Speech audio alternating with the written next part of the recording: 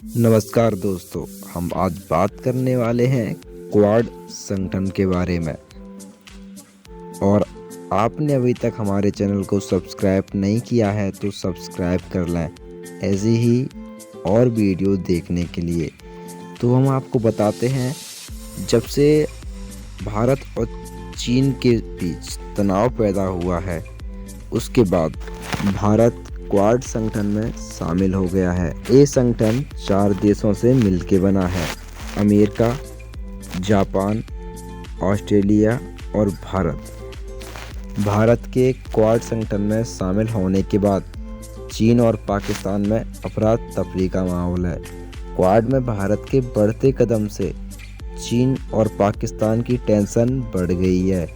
जब भी क्वाड देशों की मीटिंग होती है, दोनों देश आंख गड़ाए बैठे होते हैं। क्वाड भारत, अमेरिका, जापान और ऑस्ट्रेलिया का एक संगठन है जिसमें कई विश्व मुद्दों के साथ चीन की हरकतों पर लगाम लगाने के लिए मीटिंग का आयोजन किया जाता है।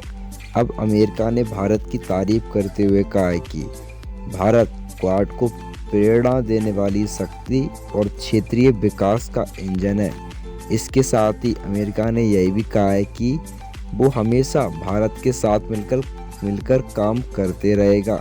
अमेरिका का ये बयान ऐसे समय में आया है जब कुछ दिन पहले ही क्वाड देश के विदेश मंत्रियों ने ऑस्ट्रेलिया के मेलबर्न शहर में बैठक की थी।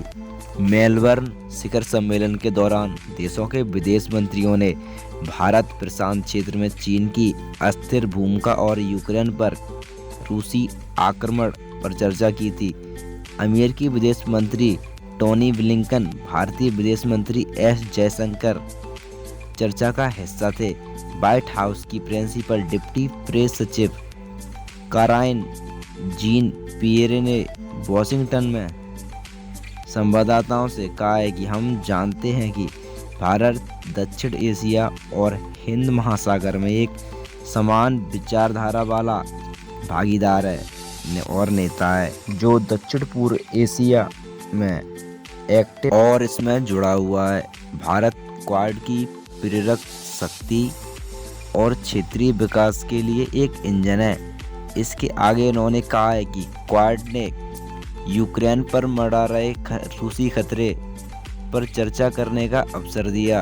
विदेश मंत्रियों ने इस खतरे पर चर्चा की कि रूस की आक्रामकता न केवल यूक्रेन के लिए बल्कि पूरे अंतर्राष्ट्रीय नियम आधारित आदेश के लिए है, जिसने इस क्षेत्र और दुनिया भर के लिए दशकों की साझा सुरक्षा नींव प्रदान की। इसके साथ उन्होंने यह भी कहा है कि क्वाड भागीदारों के साथ बैठकों के दौरान ब्लिंकन अंतर्राष्ट्रीय व्यवस्था के लिए रूस द्वारा पैदा की जा रही चुनौतियों और यूरोपीय सहयोगियों का समर्थन करने की हमारी तत्परता पर चर्चा की थी।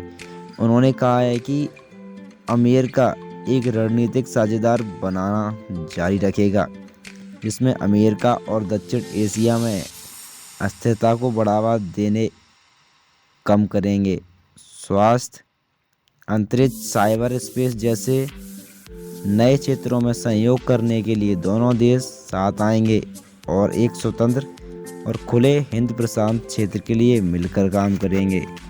हमारे द्वारा दी गई जानकारी अगर आपको अच्छी लगी है तो कमेंट में ज़रूर बताएं। नमस्कार दोस्तों, फिर मिलेंगे।